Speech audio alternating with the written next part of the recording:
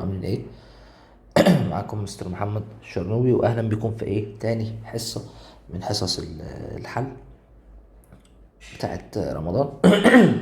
النهارده احنا باذن الله هنحل في الاختبار التاني. احنا نفضل كده ماشيين برتم، يعني ممكن نقول هادي شوية لحد ما حضراتكم تبتدوا تظبطوا مواعيدكم وتظبطوا دنيتكم، عشان ما نبقاش بنضغط على الوقت، يعني ان احنا نبقى مخلين الحصة طويلة. فاحنا هنكتفي بان احنا نحل برضو اختبار النهارده زي امبارح، بحيث ان انت يبقى امبارح حلت اختبار، النهارده اختبار، بعد اختبار. هنعدي كده اول 5 او 7 ايام بنمشي برتم هادي، عشان زي ما بقولك تظبط مواعيدك وتدخل نفسك في المود، عشان بعد كده لما اجري معاك شويه في الحل تبقى مستوعب معايا ومواعيدك متظبطه، وخلاص اتسيستمت ان انت كل يوم الساعه 12 بتفتح عشان تشوف الحصه. خلينا كده مضيعش وقت ونخش باذن الله كده على السؤال الاول. بيقول لك: ما الوظيفه الرئيسيه لتكوين السيال العصبي في الليفه العضليه؟ تمام. وظيفته السيال العصبي اللي هو بيوصل من النهايه العصبيه الحركيه، بيوصل عشان يفتح او يخلي ايونات الكالسيوم تندفع للداخل لتفجير الحويصلات الناقله. ولما الحويصلات الناقله كانت بتنفجر، كان بيتحرر الناقل العصبي اللي هو الاسيتايل كولين.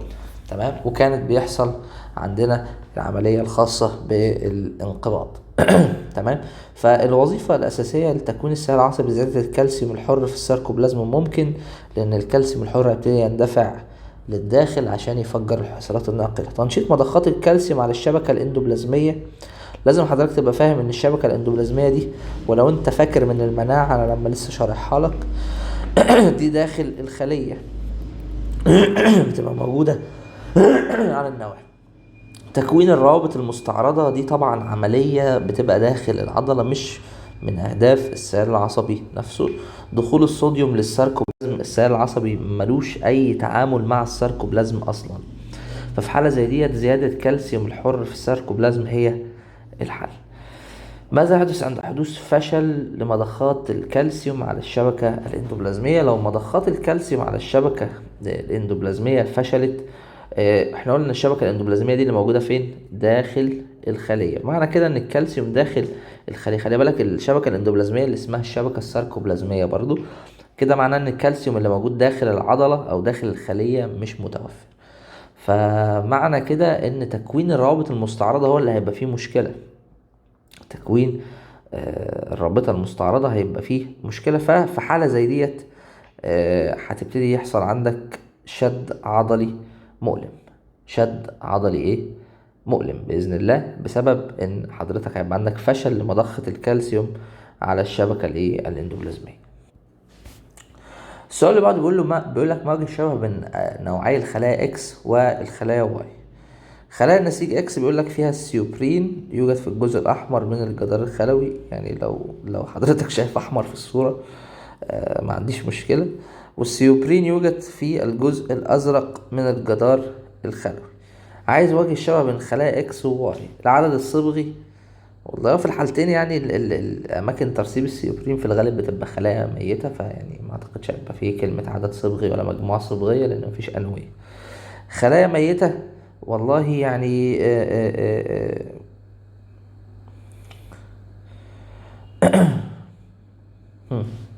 والله احنا هنا بقى محتاجين، يعني تقريبا احنا كده فكرنا في الطريقة دي غلط. احنا المفروض وجه الشبه بين اكس وواي نحسبها من اصلا نوع الخلية. هو ممكن هنا الاحمر اللي قصده عليه اللي هو اللون الموف اللي هنا ده كده، تمام، اللي قصده اللون اللي في المنطقة دي كده، فممكن نقدره بطريقة زي دي. اما الجزء الازرق، أنا مش عارف الازرق في الخلية، ممكن نقول ان هو جوه الخلية نفسها. تمام. فممكن نقول ان السيوبرين هنا مرسب في الخارج، وهنا مرسب في داخل الخلايا. تمام. طيب، فالعدد الصبغي والمجموعة الصبغية ده مش وجه شبه، لان احنا الخلايا ديت زي ما بقولك مش ممكن تكون، او ممكن تكون خلايا حية او خلايا ميتة. كون ان هي خلايا ميتة بس، والله ده مش معنى كده، لان احنا لو حتى قلنا نوع النسيج ده ميت، او هنا معلش هنا في انوية، لو حضرتك تاخد بالك هيبقى النسيج ده مفيهوش انوية، فمش وجه شبه. بس الاتنين لهم دعامة تركيبية، الاتنين مرصف فيهم السيوبرين. ففي حالة زي ديت هنبتدي نختار دال. تمام. بما يتميز واي عن اكس. واي طبعا هنا نسيت اهو، شوف كلمة نواة دي برضو وضحت، يعني حتى الرسمة هو راسم لك النواة بالابيض، تمام، وهنا كاتب لك حتى نواة، مش واخد طبعا رسومات الكتاب ده قوية ما شاء الله، حاجة قمة الجمال. بما يتميز واي عن النسيج اكس، واي دوت السيوبرين في الجزء الازرق اللي هو يعني محيط بالخلايا، فيحيط بالنبات من الخارج ليحميه من الغزو الميكروبي، لكن في قشرة الجدر مستحيل حضرتك تلاقي مادة غير منفذة في الجدر يغطي بشرة الأوراق، ده يتحكم في النتح، ده كان الكيوتين، يعطي النبات ليونة ومرونة، ده يا باشا السليلوز، وده كيوتين، وده أصلا لا يوجد ترسيب على الجذر، الجدر معلوش ترسيب، تمام. بما يتميز خلايا النسيج اكس عن النسيج واي، اكس هنا زي ما حضرتك شايف فيها انوية، فهنقول ان هي حية، لان واي ما فيهاش انوية من الواضح قدامنا ده. طبعا يعني فزلكة زيادة، ولكن يعني ايه، احنا قلنا احنا هنتعامل مع الجزئيات ديت، ان احنا هنشوف الفكرة الحلوة هنحلها، الفكرة اللي مش حلوة يعني هنقول ان الفكرة دي لا اوفر، تمام. بس يعني برضو بص على الافكار، مش هتخسر حاجة، مش بنفخم الدنيا ومش بصعب الدنيا عليك، انا بوريك المنهج حدوده ممكن توصل فين، تمام. ده يعتبر الكتاب الخامس اللي احنا بنحله، احنا حلينا امتحان تفوق تميز ومرجع، ده احنا حاطينه كده يعني لمدة شهر معانا، بحيث ان احنا نشوف المستوى، الافكار اللي فيه يعني بعيدة شوية، ولكن برضه ممكن يطلع منه حاجات حلوة، تمام. فاحنا مش خسرانين حاجة، عشان كده انا بحله معاك هنا، بحيث ان انت لو ما فهمتش حاجة انت ممكن تعيد الفيديو تاني، تسمعني تاني، وهكذا. الشكل امامك ده يمثل منظر امامي لجزء من عظمة القفص الصدري، درسه الماجب. اي العظام تتمفصل عند الرقمين 3 و4.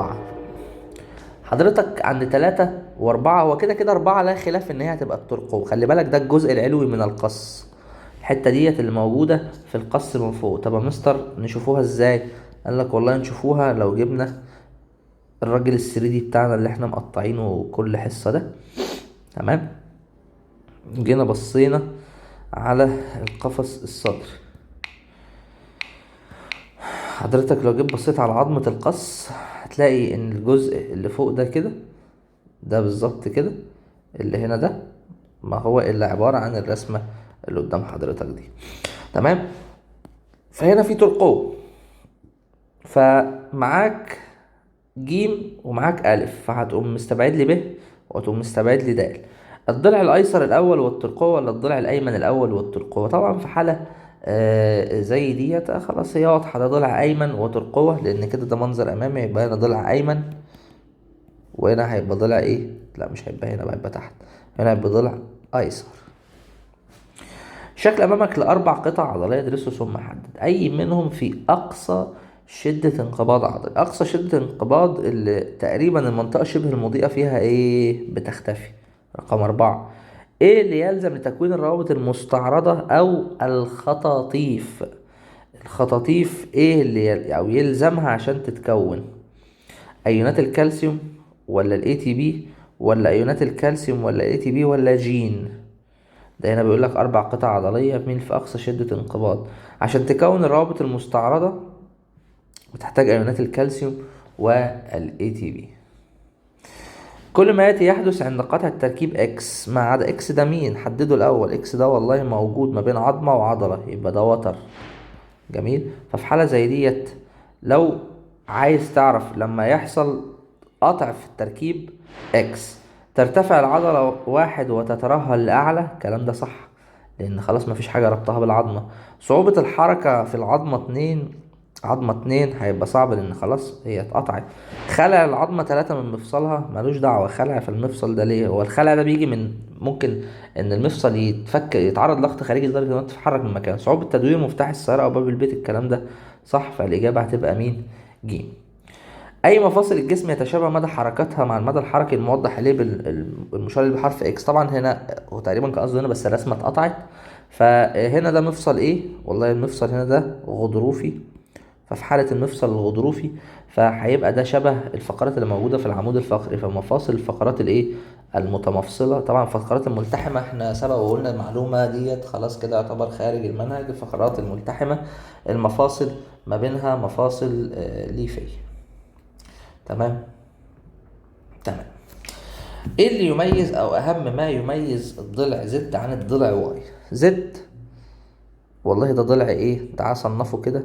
زد ده ضلع كاذب. زد ده ضلع ايه؟ كاذب. واي ده ضلع ايه؟ حقيقي. واكس دي ايه مين؟ اكس دي القص. طب وفين الضلوع العائمة يا مستر؟ الضلوع العائمة هي بس مستخبية. يعني لو حضرتك بصيت كده على الضلوع العائمة بتلاقيها ايه؟ موجودة تحت بس مستخبية كده بالمنظر ده. تمام، بتكون مستخبية هنا كده.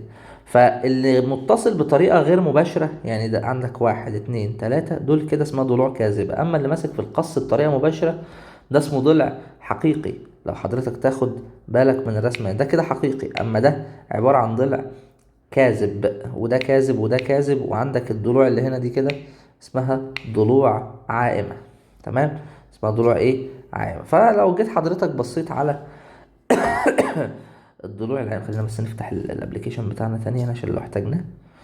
لو بصيت على الضلوع، او هنا اللي عايز يميز زد، عايز يميز زد عن واي، ان هو يتصل بالقص اتصال غير مباشر. ان كده زد ده ماسك غير مباشر، ان هو اسمه ضلع كذا. حلو. اللي بعده بيقول لك ما عدد العظام اللي تتصل او تتمفصل بطريقه مباشره مع العظمه او ايه، العظمه اكس. انا مش عارف ادخل عظمه في عضله. تمام. عايز اللي يتمفصل بطريقه مباشره مع اكس. والله انت عندك اول 10 ازواج، انت عايز المباشر ها. تمام. فانت عندك واحد اتنين تلاتة اربعة خمسة ستة. ستة في اتنين، والله عند حضرتك 12 او 6 ولا 7. المفروض 7 يا جماعة، بس هي رسمة هنا مش ادق. تعال نجيبها من الرسمة بتاعتنا. عد الضلوع الحقيقية كده. عندك واحد، واحد اتنين تلاتة اربعة خمسة ستة سبعة. وهنا 7 يبقى عندك 14 واتنين ترقوة، يبقى انت عندك 16 عظمة. بس طبعا الرسمة اللي في الكتاب هنا رائعة ما شاء الله، يعني زي ما حضراتكم شايفين في جزء مش واضح فيها في العد يعني.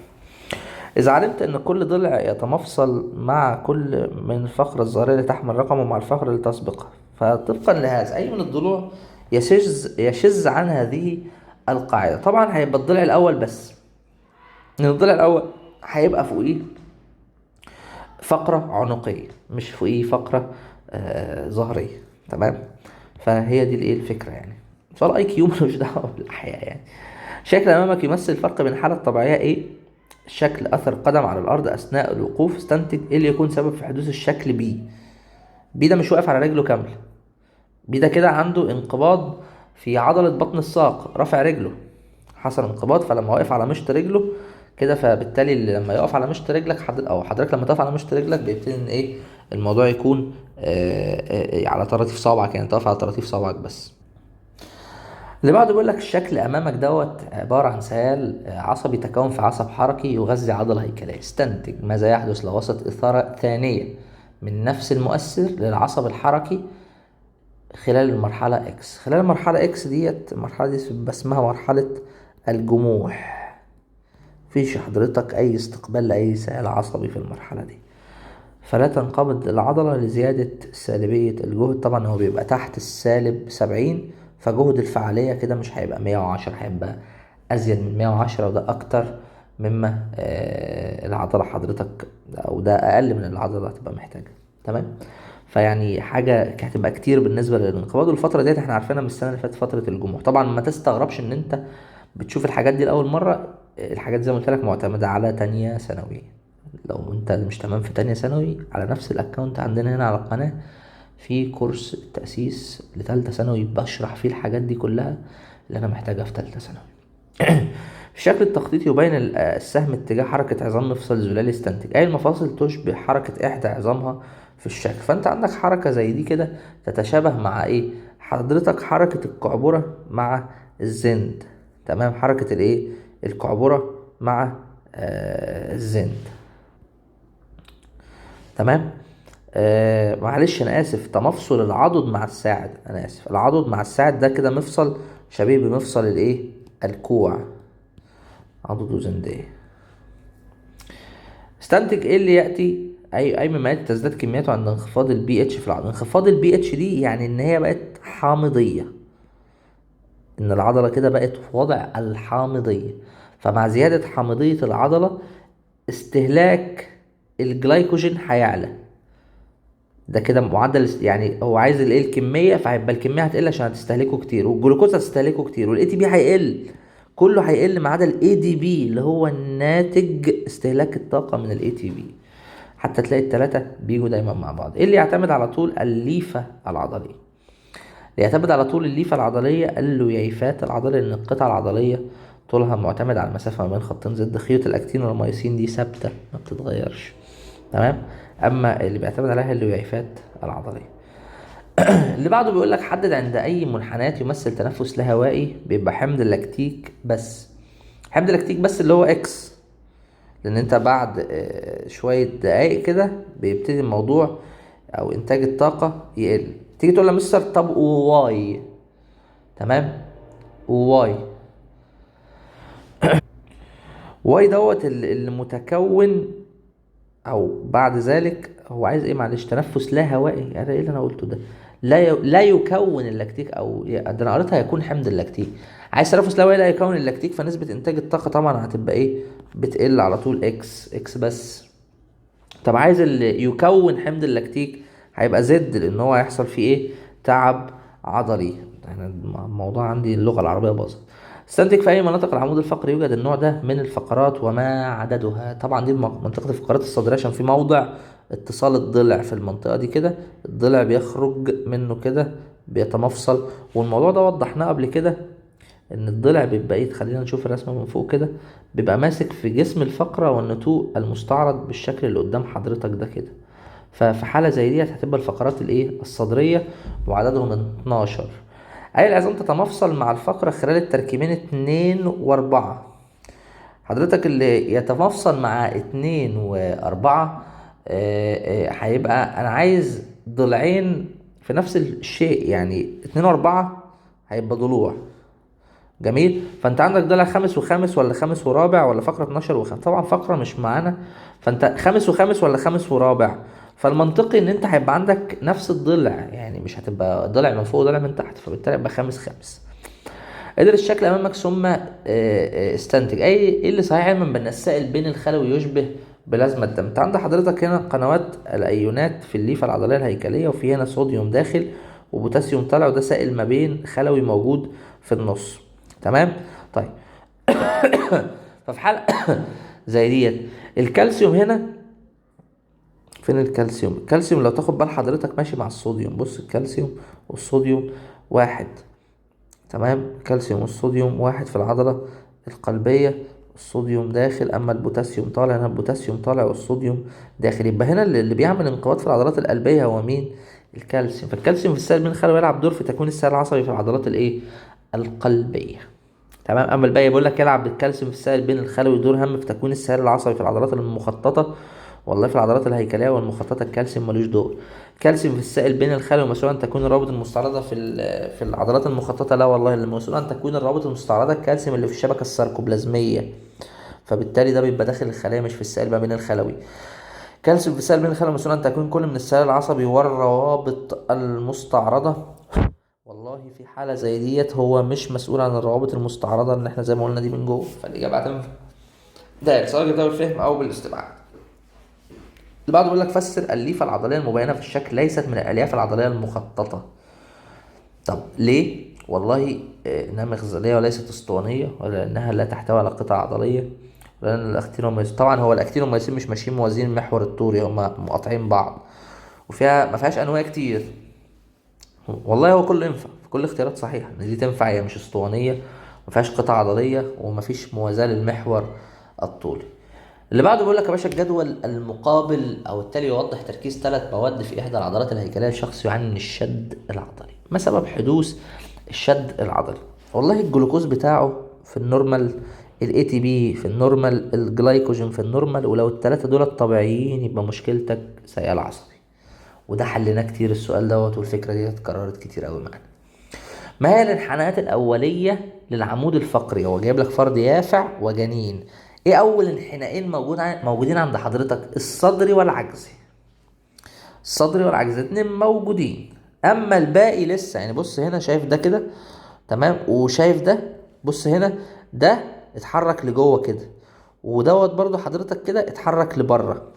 ما هو ده اللي هيتحرك لبره فهيقلب ايه؟ الشكل ده. وده لما يتحرك لجوه هيقلب الايه؟ الشكل ده. فبالتالي الحنات الاوليه اللي موجوده في الاول بتبقى الصدري والعجز، سواء انت عارف المعلومه او سواء بتستنتجها من الرسمه. في بعض الأحيان والأسباب غير معروفة يكون الجسم أجسام مضادة ترتبط بمستقبلات سطح الخلايا، ينتج عن إما تنشيط الخلية أو تثبيطها على حسب المستقبل بيشتغل أو لا بيبوظ.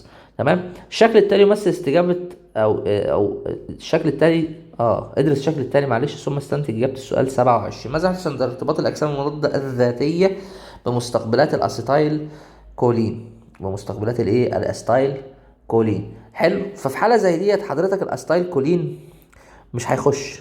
ليه؟ لان ببساطه الاجسام المضاده هتقفل.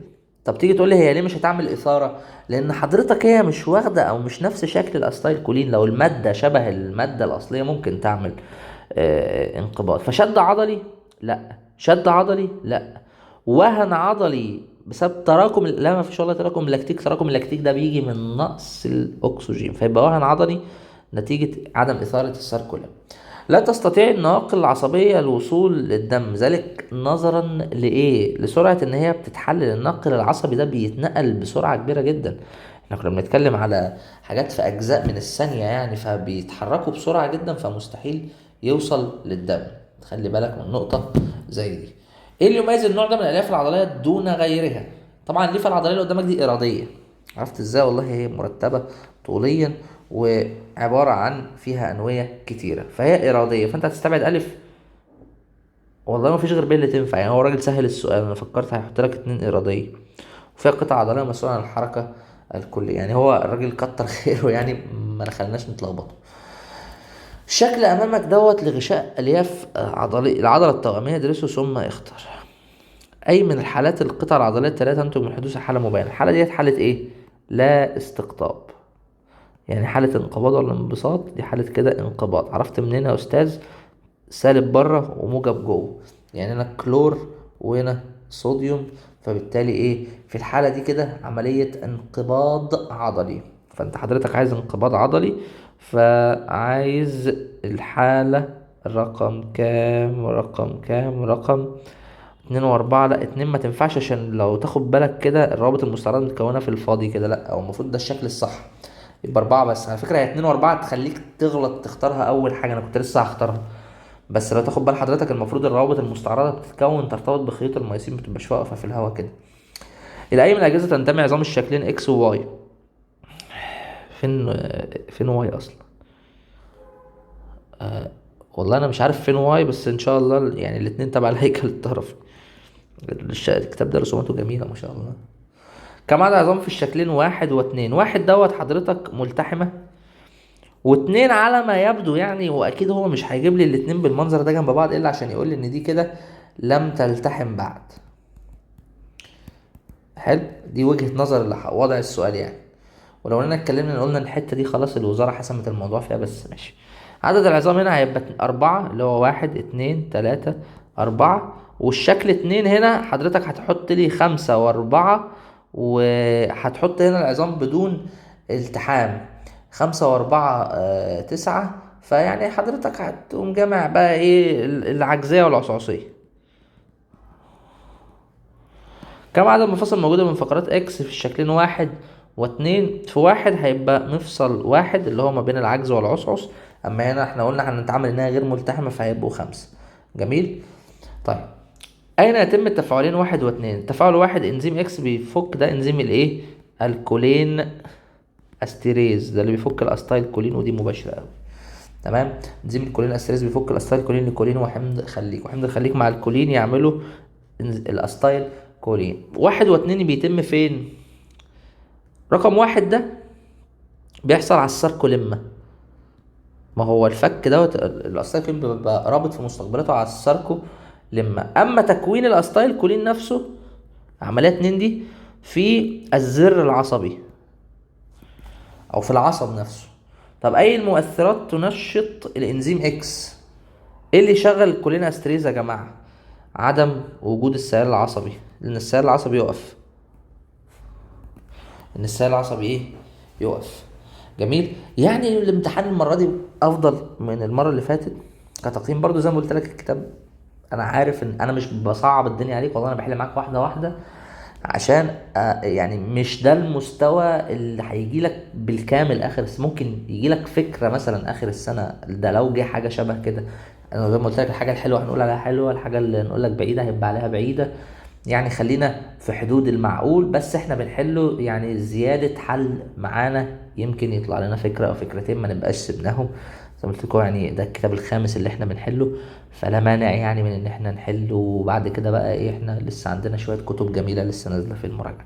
اشوفكم بإذن الله بكرة، وكان نهاية كل حصة بالشفا حبيبي.